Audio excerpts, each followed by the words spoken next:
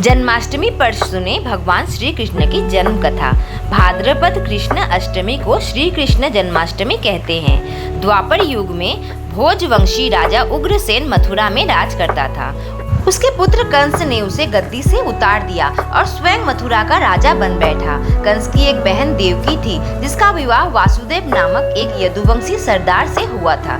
जब कंस अपनी बहन देवकी को उसकी ससुराल ले जा रहा था, रास्ते में आकाशवाणी हुई, हे कंस, जिस देवकी को तू बड़े प्रेम से ले जा रहा है, उसी में तेरा काल बसता है। उसी के गर्भ से उत्पन्न 8वां बालक तेरा वध करेगा। यह सुनकर कंस वासुदेव को मारने के लिए उद्युक्त हुआ।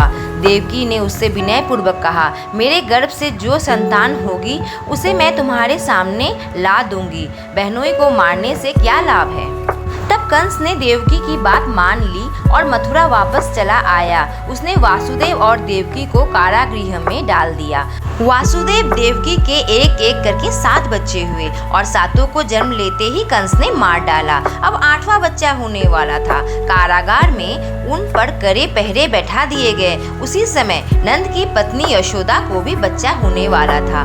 कृष्ण के जन्म के समय जिस कोठरी में देवकी वासुदेव कैद थे, उसमें अचानक प्रकाश हुआ और सामने शंख चक्र गदा पद्म धारण किए चतुर्भुज भगवान विष्णु प्रकट हुए। दोनों भगवान के चरणों में गिर पड़े। तब भगवान ने उनसे कहा, अब मैं पुनः नवजात शिशु का रूप धारण कर लेता हूँ। तुम मुझे इसी समय अपने मित्र नंद जी के घर वृंदावन में भेज आओ और उनके यहाँ जो कन्या जन्मी है उसे लाकर कंस के हवाले कर दो।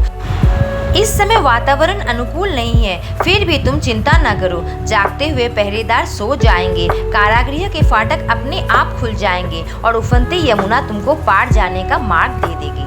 उसी समय वासुदेव नवजात शिशु रूप श्री कृष्ण को टोकरी में रखकर कारागृह से निकल पड़े और यमुना को पार कर नंद जी के घर पहुँचे। वहाँ उन्होंने नवजात शिशु को यशोदा के साथ सुला दिया और कन्या को लेकर मथुरा आ गए। कारागृह का फाटक पूर्ववत बंद हो गया।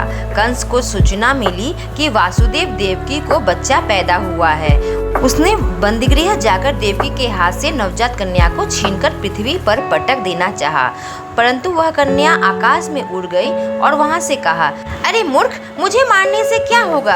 तुझे मारने वाला तो वृंदावन में जा पहुंचा है। वह जल्द ही तुझे तेरे पापों का दंड देगा।